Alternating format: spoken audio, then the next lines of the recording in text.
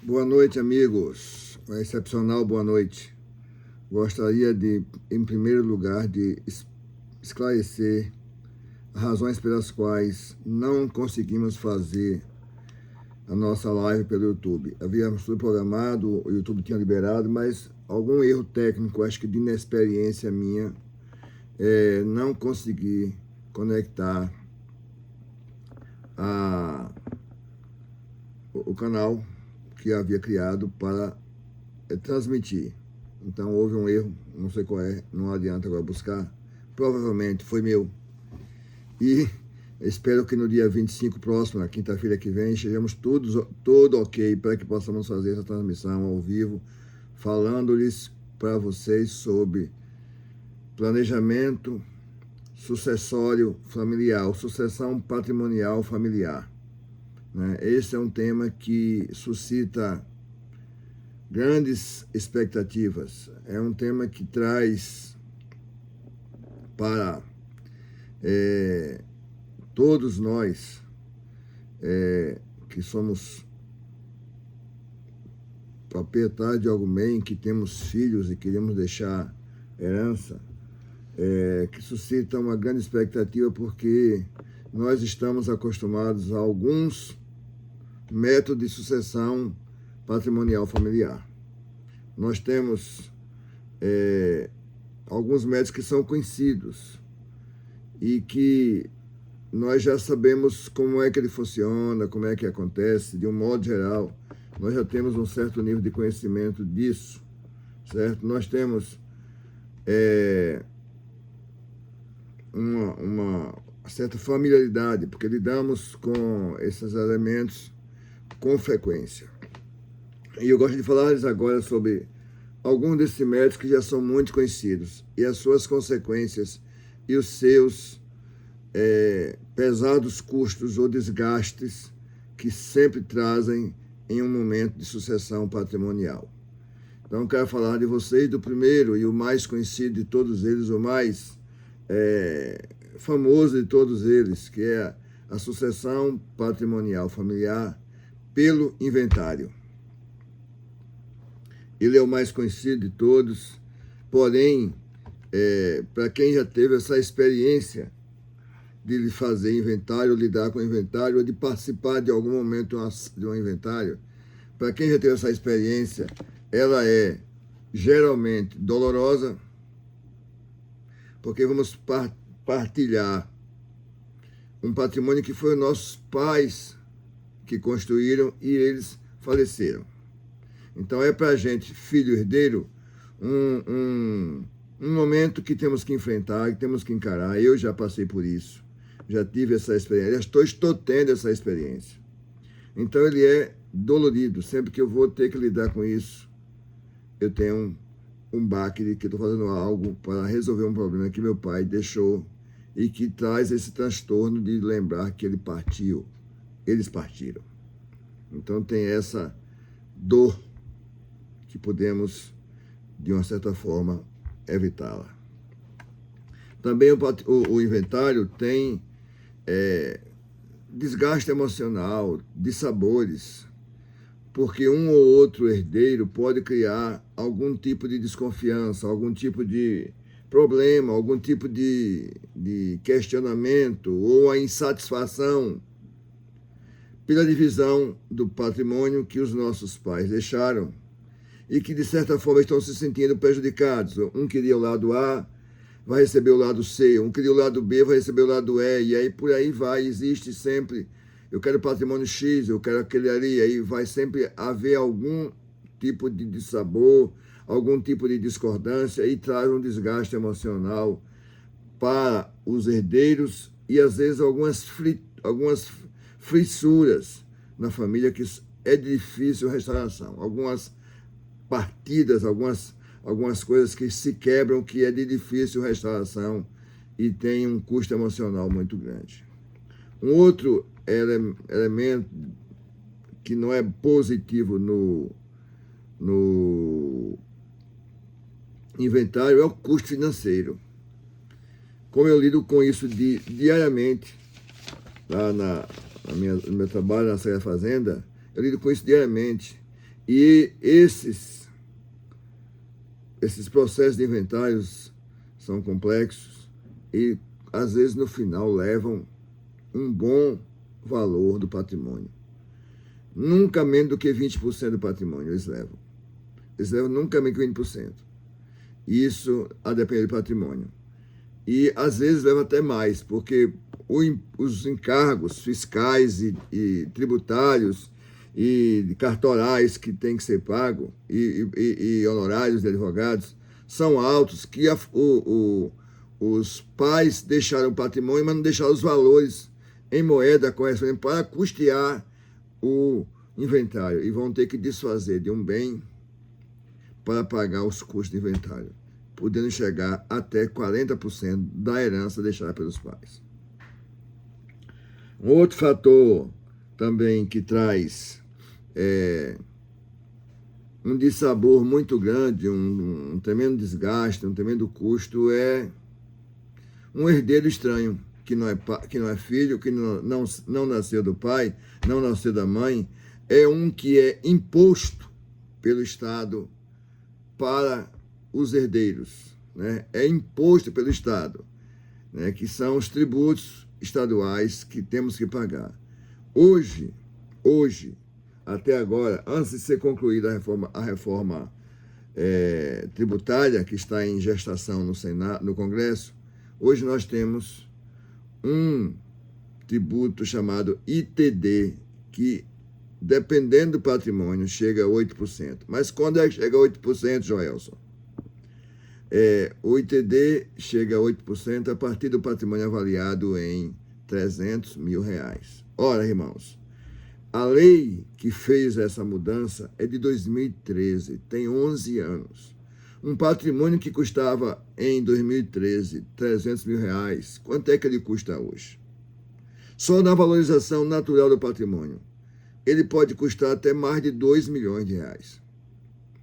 Dependendo do que é o patrimônio, de onde localiza-se o patrimônio, a valorização pode ser uma valorização exponencial, que muitas vezes a família não tem como pagar esse tributo. E aí vai ter que desfazer do patrimônio para pagar. Então, esse é um estranho incômodo que traz problemas seríssimos. Eu lido todo dia com isso lá. Eu sou procurado por muitas pessoas. Como é que eu vou pagar? Como é que eu posso pagar? Não tenho esse dinheiro. Não tenho com o que fazer. Isso é uma conversa rotineira no meu trabalho. Então, esse é o primeiro elemento que compõe a sucessão patrimonial, que é o inventário, é o mais conhecido e é o mais problemático de todos eles. Mesmo hoje, com o inventário extrajudicial, que a lei permite, mesmo hoje, é um problema que traz dissabores, dores, tristezas e, às vezes, ressentimentos. O outro elemento que compõe a sucessão patrimonial que nós já conhecemos é o testamento. O testamento é quando o dono do patrimônio, o que construiu o patrimônio, chama um advogado e registra em uma ata, no cartório, aquilo que ele decidiu fazer com o patrimônio dele. Ele pode dispor de 50% do patrimônio dele para fazer o que ele quiser, dar a quem quiser. O outro 50% é dos herdeiros. Então, ele pode pegar 50% e jogar fora. Dá para fundação, dá para associação, dá para qualquer coisa. Dá para o Estado, pode fazer qualquer coisa. É uma atitude que o dono do patrimônio faz e que, muitas vezes, os filhos, por se sentirem prejudicados, batem as portas da justiça para alterar a divisão patrimonial que, por lei, o pai tem direito. Então, esse é um problema seríssimo, é um trabalho seríssimo de fazer do testamento, que traz consequências desagradáveis e que geralmente se esbarra nas portas da justiça. E lá o tempo é longo, é demorado, é grande e vai trazer problemas, e você tem um patrimônio e não tem a propriedade. Tem a posse ou tem a disposição do patrimônio, mas não é seu, porque a lei ou a justiça não definiu e você discordou do que seu pai fez. Esse é o segundo elemento. O terceiro elemento, que também faz parte do processo de sucessão patrimonial, é a doação. O pai pode, em vida, dizer como vai doar todos os filhos do seu patrimônio e deixar todos já com suas porções do patrimônio, e alguns deles deixam os pais como usufrutuários até o final da vida deles, outros dão permissão para que o pai use uma parte, e dependendo do que o pai tem, ele não precisa do que vai doar. Então, a doação é outra situação. Mas também, e muitas vezes acontece, que um filho se sente preterido na divisão do patrimônio em relação aos demais e cria problemas, e trazem dificuldades, e trazem constrangimentos, traz dores e sabores, e inclusive traz divisão da família. Então, esses são os três elementos que mais nós conhecemos. Mas existe um outro elemento, um elemento chamado holding familiar, e que é ainda por muitos desconhecido. Muitas pessoas que têm patrimônio desconhecidos, e que a lei permite, e que em muitos estados brasileiros, principalmente sul e sudeste, isso já é uma prática corriqueira. Aqui entre nós, os grandes empresários, os grandes capitalistas nordestinos têm a sua holding. E quando eles partirem, os filhos já terão tudo estabelecido, acordado entre eles, e não haverá problema de sucessão, muito menos custos com tributos a serem pagos ou taxas cartorais a serem pagas. É uma modalidade que é ainda por muitos desconhecidos, por muitos estranhos. Os contabilistas, às vezes conhecem a holding patrimonial, mas não conhecem a holding familiar, que trata da sucessão patrimonial do patrimônio dos pais para os seus filhos, seus herdeiros. É ainda uma palavra ou uma formalidade muito, às vezes, recusada porque as pessoas não conhecem. Mas hoje, né, é uma prática já comum nas pessoas que têm uma certa quantidade de patrimônio, que têm suas posses, e querem deixar os filhos já sem problema para quando eles partirem. Eu vou trazer para vocês alguns exemplos que vocês conhecem, mas não sabem como é que foi procedido, como é que aconteceu. A Odebrecht, agora recentemente, com relação à Lava Jato, foi a empresa brasileira mais envolvida nessa situação. A Odebrecht tem uma holding. Quem estava envolvido não era a Odebrecht S.A., mas a construtora Odebrecht S.A. Essa estava envolvida. O patrimônio da construtora não era da construtora. O capital social da construtora é de uma holding. E a holding foi preservada, todo o seu acervo patrimonial foi preservado. O que houve foi uma situação que envolveu apenas uma empresa, que é a construtora Norberto Odebrecht. Quem salvou o patrimônio da Odebrecht, quem foi que evitou que a Odebrecht fechasse as portas, porque ia ter que pagar muita coisa e não tinha com que pagar, foi a holding, que pertence à família. Uma outra pessoa muito conhecida aqui na Bahia, e por nós que temos uma idade acima de 40 anos, chama-se Antônio Carlos Magalhães, ou mais conhecido como ACM. Todos conhecem, ele faleceu em 2008, 2007, 2008, e deixou um patrimônio avaliado entre 300 e 500 milhões de reais. Vocês ouviram falar que houve o inventário deles? Que os membros da família brigaram, um querendo uma coisa, querendo outra? Ninguém ouviu falar. Todos quando ele faleceu, tudo já estava devidamente definido, o que era de um e o que era do outro, e como seria essa sucessão e quem gestaria o patrimônio que ele havia construído, quem é que ia gerir aquilo ali. E ninguém questionou. Houve um princípio de uma confusão envolvendo o dono da construtora OAS, que era o genro dele, e sua filha, Tereza Mata Pires.